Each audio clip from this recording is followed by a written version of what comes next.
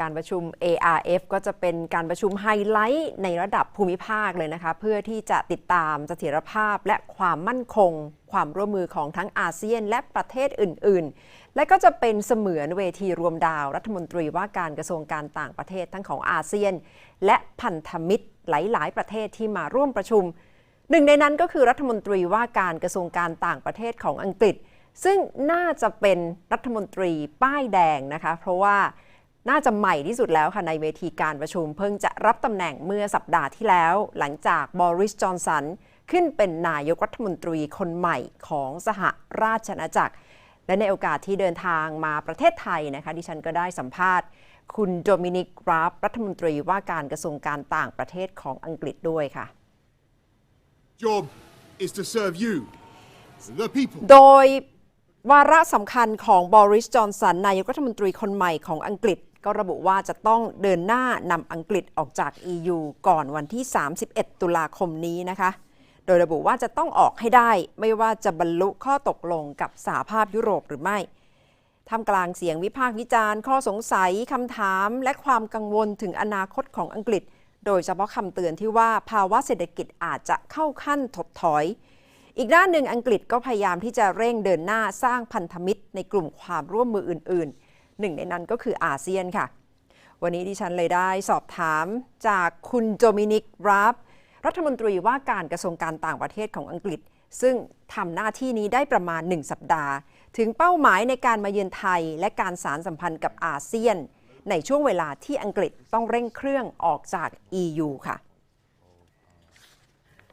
Foreign Secretary Dominic Raab, thank you very much for joining me. It's my pleasure. This is your first overseas trip since you become Foreign Secretary. What's your mission of the meeting with ASEAN members? Well, the United Kingdom post-Brexit has a global vision, and so one of the most important places to come is the Asia-Pacific region and Thailand. So coming here to attend the Bangkok meeting of ASEAN is a great privilege and pleasure for us. There are all sorts of things we want to talk about, deepening our trade relationship to create the jobs of the future. It's not just about business though, we also want to learn from each other on skills, from artificial intelligence to robotics and gaming, and there are a range of other global challenges from security cooperation to climate change that we want to learn from and work with the countries in the region on. And you must have scheduled to have bilateral meetings, especially with our Foreign Minister,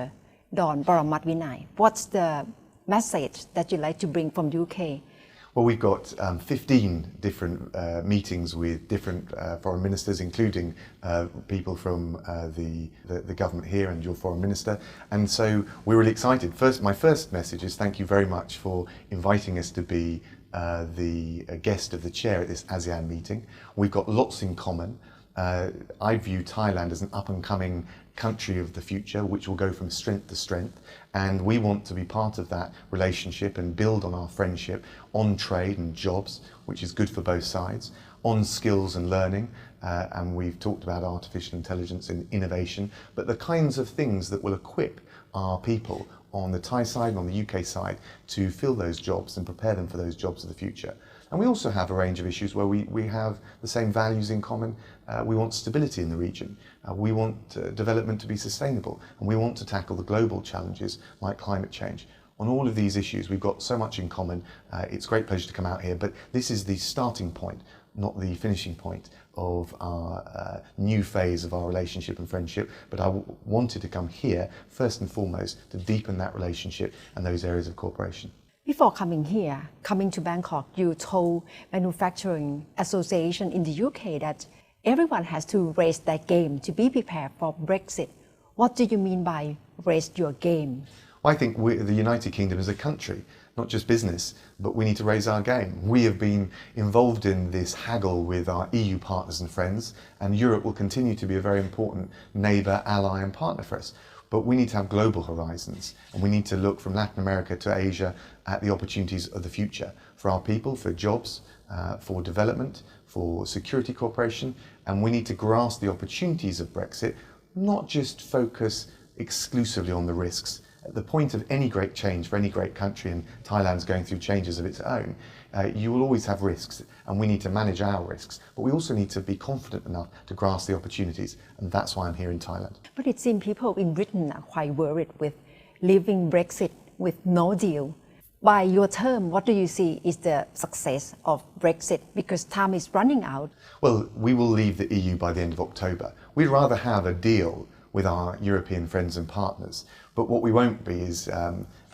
dictated to on the terms of that deal. So if we can't get any movement from our EU partners in Brussels, if they don't shift at all, we'll leave on, it's not no deal, it's on global terms, on World Trade Organization terms. Now there are some more risks with that, but we're confident that we can manage those risks, make a success of Brexit and grasp the opportunities that come with it. But we'll only do that if we reach out and strengthen our relations with regions like Asia Pacific, which represent the opportunities of the future. What's the worst case scenario do you see as Brexit with no deal?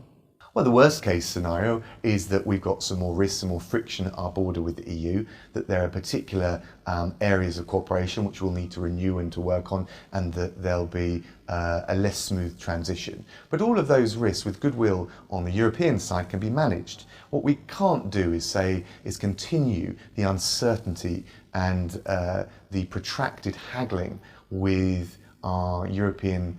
partners in Brussels and not get this resolved. We need to be free from that process. So we've got some finality when it comes to businesses. They need to know what we're going to do. And for voters in the United Kingdom, they need to know that there's some end of this process and we can then get on and talk about all the other things that they want us to talk about. And also we can go and talk to all the other regions of the world like Asia Pacific, like Thailand, like ASEAN, where we've got huge opportunities. Does Brexit keep you awake in the middle of the night these days? No, I've got young children. They keep me awake in the middle of the night. And with the geopolitics of UK in the world, what will it mean in the near future? It means you will be closer to the US, to ASEAN, and then abandon EU and closer to China? It's a really good question. I don't view it as a zero-sum game. We will stay partners and allies and neighbours with our European friends, but there's a big wide world out there. And we need to lift our global horizons. And of course, our relationship with the Americans is important, and China. But all of the other countries in the Asia-Pacific region are really important to us, the United Kingdom too. And we want to deepen and strengthen those friendships, including here in Thailand. And does it mean isolate from EU? No isolation. When I was at school, my parents always told me, you don't just have to have one best friend. You can have lots of great friends, and that's what we want. And we want to have even stronger friendships here in the Asia-Pacific region. We're not talking about isolation. We're talking about looking outward to the world, having global horizons. Thank you very much, Foreign Secretary. Thank you very much. Thank you. Thank you. Very nice to see you.